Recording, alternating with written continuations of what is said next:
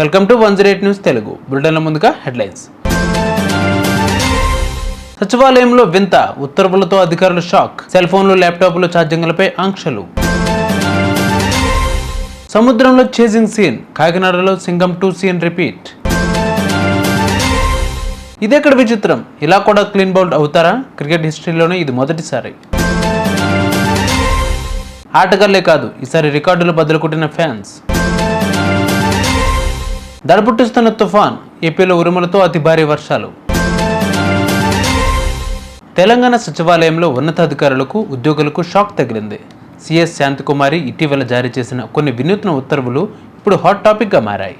ముఖ్యంగా సచివాలయంలో అధికారులు వ్యక్తిగత సెల్ ఫోన్లు, ల్యాప్టాప్లు ఉపయోగించడంపై పరిమితులు విధించడంతో ప్రభుత్వ ఉద్యోగులు, అధికారులు తలలు పట్టుకుంటున్నారు. ఇది మాత్రమే కాకుండా రాష్ట్రంలోని ఉన్నతాధికారులు, మంత్రులు విదేశీ పర్యటనలకు కూడా నిలిపివేయాలని సీఎస్ నిర్ణయించారు.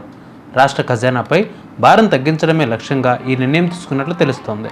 ఆఫీస్ ఖర్చులు తగ్గించడం, కొత్త ఫర్నిచర్ కొనుగోలుపై కూడా ఆంక్షలు విధించారు సీఎస్. ఈ ఓడలో 5 కంటైనర్లు ఉన్నాయి. కంటైనర్లలో మొత్తం 38,000 టన్నుల బియ్యం రవాణా చేస్తున్నారు. ఇందులో 640 టన్నుల రేషన్ బియ్యాన్ని అక్రమంగా తరలిస్తూ ఉన్నారు. షిప్లో పీడీఎస్ బియ్యాన్ని అక్రమంగా తరలిస్తున్నారన్న సమాచారం అందుకున్న కలెక్టర్ రెవెన్యూ అధికారులతో కలిసి యాంకరేజ్ పోర్టుకు వెళ్లారు. అక్కడ కస్టమ్స్ అధికారులతో కలిసి స్టెల్ డెల్ షిప్లో బియ్యాన్ని తరలిస్తున్న ఓడను వెంబడించారు. సినీ ఫక్కీలో సముద్రంలో చేజింగ్ చేశారు. ఓడను సముద్రంలోనే అడ్డగించి తనిఖీలు చేశారు. స్పాట్లోనే కెమికల్స్తో టెస్ట్ చేసి 640 టన్నుల రేషన్ బియ్యాన్ని గుర్తించారు. ఆ షిప్ను గొలుసులతో కస్టమ్స్ అధికారులు బోట్లకు జత చేసి పోర్టుకు తిరిగి తీసుకువచ్చారు. పీడీఎస్ బియ్యం అక్రమ తరలింపుపై కేసు నమోదు చేసి దర్యాప్తు చేస్తున్నారు కలెక్టర్ సగిలి సన్మోహన్ గారు. మహిళల బిగ్ బ్యాష్ లీగ్ 2024 ప్రస్తుతం ఆస్ట్రేలియాలో జరుగుతోంది.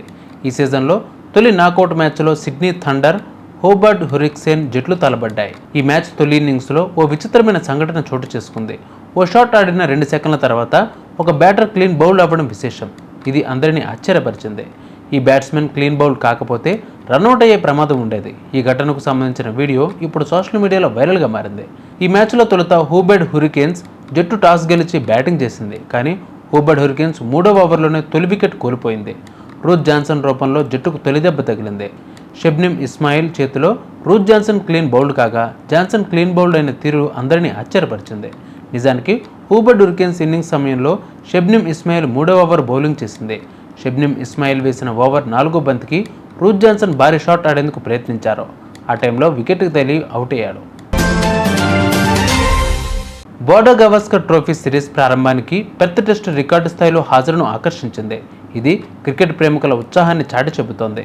పెర్త్ స్టేడియం తొలి రోజు 31,302 మంది ప్రేక్షకులతో టెస్ట్ క్రికెట్కు సంబంధించి అత్యధిక హాజరు రికార్డును నెలకొల్పింది. రెండవ రోజు ఈ సంఖ్య 32,368కి చేరగా మొత్తం 96,463 మంది హాజరు నమోదైంది. ఇది ఇప్పటి వరకు పెర్త్లో నమోదైన 2వ అత్యధిక మొత్తం హాజరుగా నిలిచింది. సిరీస్ ప్రారంభంతో టీవీ రేటింగులు, స్ట్రీమింగ్ ప్లాట్ఫామ్లు, డిజిటల్ ఛానళ్లు విస్తృతమైన వినియోగదారులు ఆకర్షించాయి. పెర్త్ టెస్ట్ మొదటి 3 రోజులలో టీవీ రేటింగులలో ఆధిపత్యం కొనసాగగా 1.6 మిలియన్ వీక్షకులతో తొలి రోజు 3వ సెషన్ అత్యధిక ప్రేక్షకులను రాబట్టింది. క్రికెట్ ఆస్ట్రేలియా డేటా ప్రకారం ఈ టెస్టును సగటు వీక్షణలో 30% వృద్ధి నమోదైంది.